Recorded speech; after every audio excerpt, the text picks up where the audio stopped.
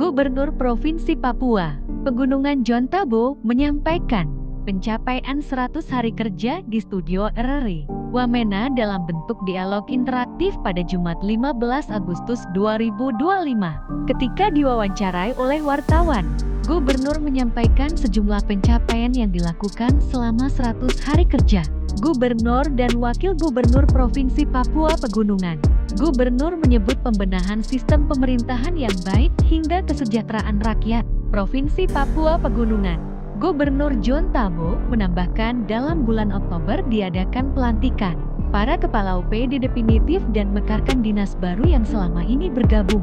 Juga menyampaikan himbauan kepada masyarakat Papua Pegunungan menjelang HUT RI ke-80 dan mengucapkan selamat hari ulang tahun Republik Indonesia yang ke-80 tahun dari Gubernur Provinsi Papua Pegunungan.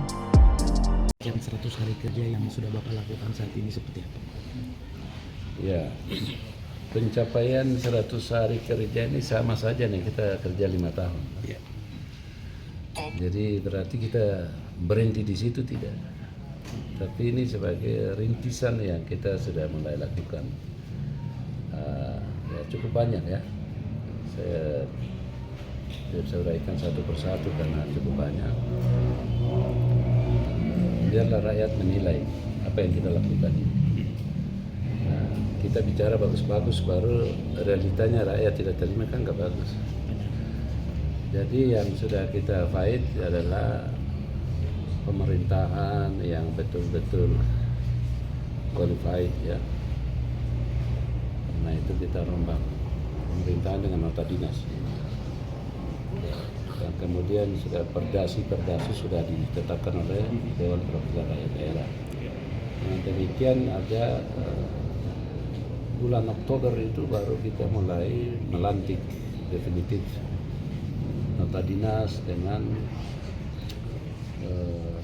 perdasi sudah ditetapkan DPR, ada beberapa OPD yang harus kita mekarkan ya. Ada sekarang kan OPD ada gabung-gabung.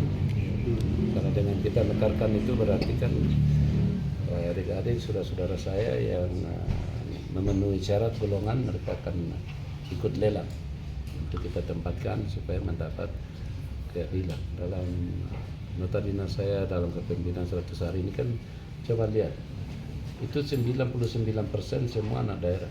Ya. Itu ya, semua anak Papua anak daerah. Hanya 1% non Papua, tapi bukan non Papua pendatang, dia lahir besar di sini.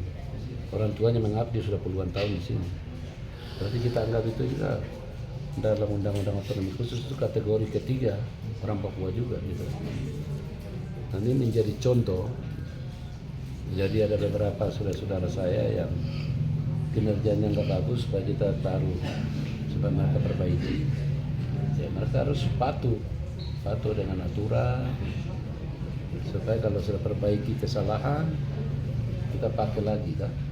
Ini besok ini kurang lebih ada 36 OPD baru. Ini bagian dari 100 hari kerja dan di bidang keagamaan kami sudah mulai. Pertama kita sudah bantu dana 15 miliar ke pembangunan gereja di Gereja Baptis ya.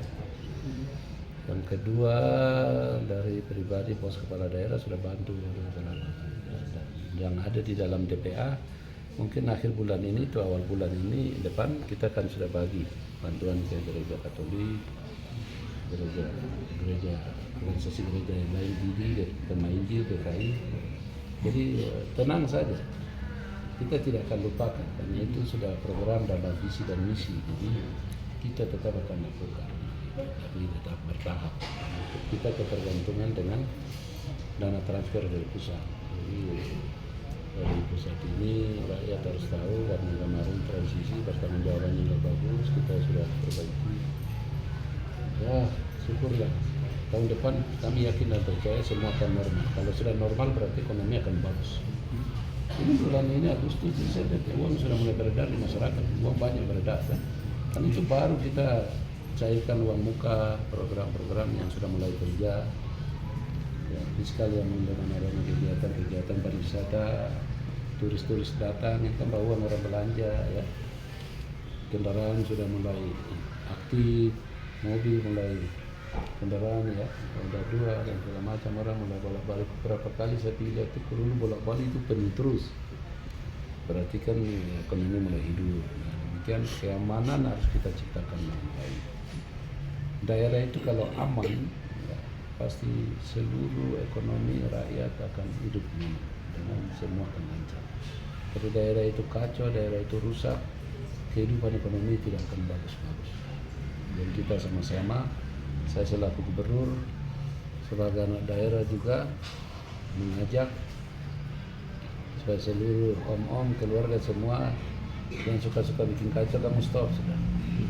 Mari kita bangun kampung dengan kita punya jati diri sendiri. Kita tidak bisa dirubah oleh orang siapapun yang datang merubah kami dengan budaya kami yang ada ini dan budaya mereka nggak bisa. Ya. Kira-kira itu, dan ini menjelang hari ulang tahun yang ke-80 Hari Kemerdekaan Republik Indonesia. Saya selaku gubernur juga menyampaikan selamat merayakan hari ulang tahun yang ke-80. Ini usia yang sudah matang ini, supaya kita siap dan diri untuk melakukan tanggung jawab dan tugas amanat yang Tuhan kasih dan rakyat percayakan ini untuk melayani, membangun diri kita, membangun daerah ini hari esok lebih baik daripada hari kemarin ya. Terima kasih semua ya. Tuhan Yesus berkati.